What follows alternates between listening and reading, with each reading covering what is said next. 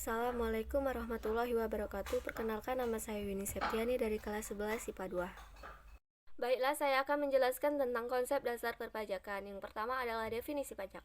Menurut Undang-Undang Nomor 16 Tahun 2009 tentang Ketentuan Umum dan Tata Cara Perpajakan, pajak adalah kontribusi wajib kepada negara yang terutang oleh orang pribadi atau badan yang bersifat memaksa berdasarkan undang-undang, dengan tidak mendapatkan imbalan secara langsung dan digunakan untuk keperluan negara bagi sebesar-besarnya kemakmuran rakyat.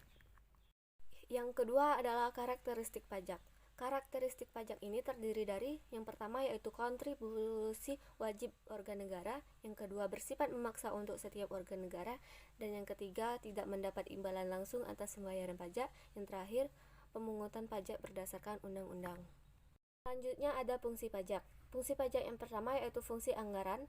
Yang pertama yaitu mayoritas pendapatan negara berasal dari pajak. Yang kedua, pajak yang digunakan untuk membiayai pengeluaran negara yang bersifat rutin. Fungsi yang kedua yaitu fungsi mengatur. Fungsi mengatur ini pajak digunakan sebagai alat untuk mencapai tujuan pada bidang ekonomi melalui berbagai kebijakan.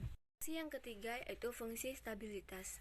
Fungsi stabilitas ini pajak digunakan untuk membuat stabilitas harga melalui berbagai kebijakan. Dan fungsi keempat yaitu fungsi redistribusi. Fungsi redistribusi ini terdiri dari dua, yaitu pajak lebih banyak dipungut dari orang kaya, dan pajak yang dipungut digunakan untuk program pemerintahan ekonomi dan pembangunan. Selanjutnya yaitu manfaat pajak. Manfaat pajak yang pertama yaitu bagi pemerintah untuk membiayai pengeluaran negara. Yang pertama, pengeluaran produktif bagi negara.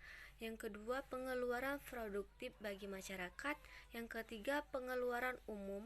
Dan yang keempat, pengeluaran tidak produktif. Manfaat pajak yang kedua yaitu bagi masyarakat.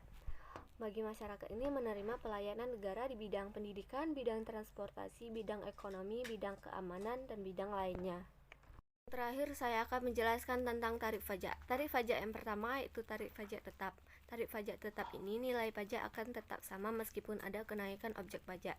Dan yang kedua, tarif pajak proporsional. Tarif pajak proporsional ini persamaan tarif pajak tetap berapapun nilai objek pajaknya. Yang ketiga, tarif pajak progresif. Tarif pajak progresif ini semakin tinggi objek pajak presentasi tarif pajaknya semakin besar. Yang keempat yaitu tarif pajak degresif. Tarif pajak degresif ini semakin tinggi objek pajak persentase tarif pajaknya semakin rendah.